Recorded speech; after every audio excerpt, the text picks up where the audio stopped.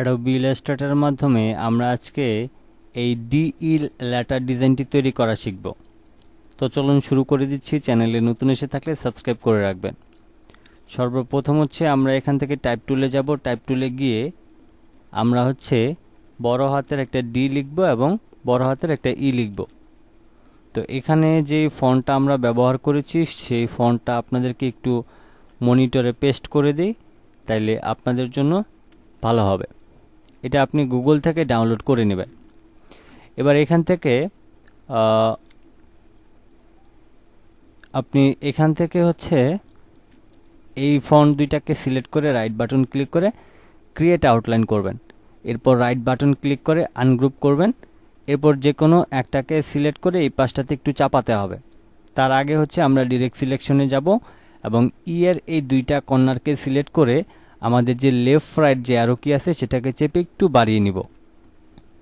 এবার আমরা দুইটা নির্দিষ্ট একটা কালার দিয়ে নিচ্ছি। আমি এই কালারটা দিয়ে নিলাম, তারপর এখান থেকে এই ব্লু কালারটা দিয়ে দিলাম।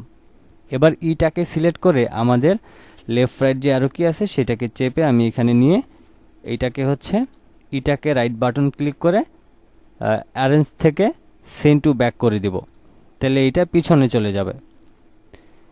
এবার এখান থেকে আমি এটাকে আরেকটু ভিতরের দিকে নিয়ে আসি, আরেকটু নিয়ে আসলাম, আমি এখানে রাখছি।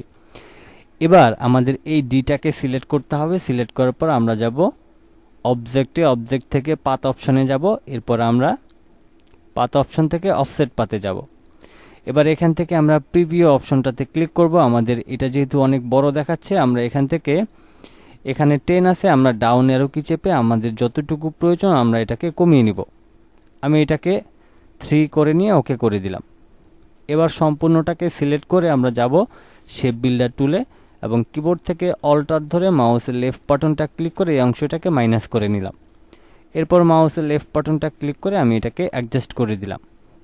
ফাইনালি আমাদের ডিজাইনটা কিন্তু তৈরি হয়ে গেল।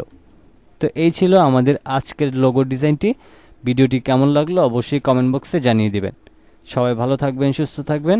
আল্লাহ হাফেজ।